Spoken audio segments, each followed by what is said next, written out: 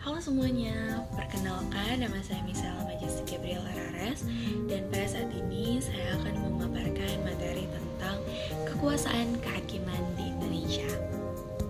Mungkin kita dalam kehidupan sehari-hari sering mendengar istilah kekuasaan kehakiman, tetapi apa sih sebenarnya dan kenapa penting dalam sistem negara kita tentang kekuasaan kehakiman ini?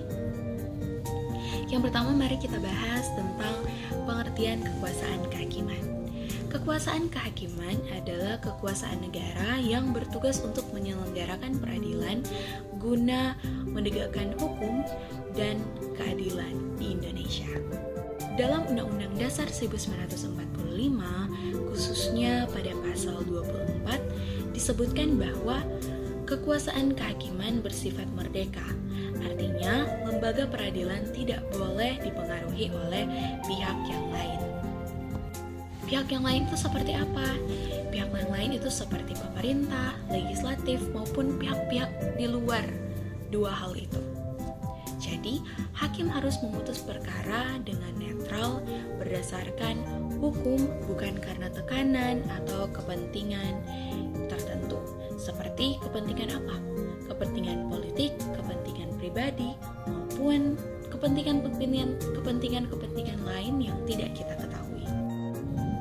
Nah, siapa saja lembaga pelaksana yang menjalankan kekuasaan kehakiman? Di Indonesia, kekuasaan kehakiman dijalankan oleh beberapa lembaga, yaitu lembaga utama. Siapa saja lembaga utama itu? Yang pertama ada Mahkamah Agung. Mahkamah Agung adalah lembaga peradilan yang membawahi peradilan umum, agama, militer, dan tata usaha negara. Tugasnya yaitu antara lain memeriksa dan memutus perkara pada tingkat kasasi. Kedua adalah Mahkamah Konstitusi. Mahkamah Konstitusi memiliki kewenangan khusus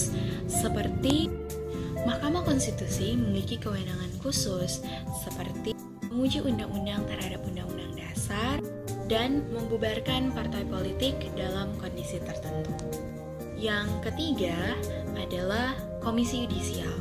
Komisi Yudisial bertugas mengawasi perilaku hakim agar tetap menjaga integritas dan profesionalitas. Tiga lembaga ini berperan sangat penting dalam menjaga kekuasaan kehakiman agar tetap berada di jalur yang benar. Lembaga ini tidak dapat berjalan sendiri karena mereka akan saling melengkapi dengan adanya check and balance. Adapun beberapa ciri penting dari kekuasaan kehakiman, yaitu yang pertama independen, yang tidak dipengaruhi oleh pihak lain. Imparsial, artinya tidak memihak. Selanjutnya adalah menegakkan hukum dengan keadilan berdasarkan hukum yang berlaku. Ciri-ciri ini penting agar masyarakat bisa percaya bahwa hukum yang ditegakkan di Indonesia berlaku secara adil.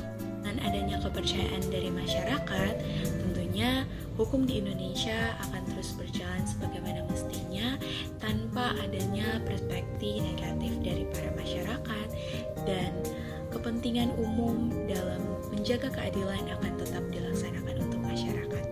Oleh karena itu, kekuasaan kehakiman memiliki peran yang sangat penting dalam menjaga keadilan di Indonesia. Tanpa adanya kekuasaan kehakiman yang independen, hukum bisa disalahgunakan oleh pihak-pihak tertentu. Oleh karena itu, kita juga sebagai masyarakat harus memahami apa itu kekuasaan kehakiman agar kita tidak dibodohi dan tidak juga menjadi sasaran untuk hukum ini disalahgunakan.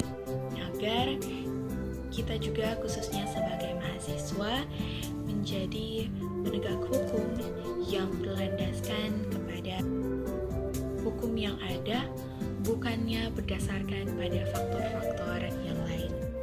Sehingga citra Indonesia sebagai negara hukum akan terus ada sampai kapanpun.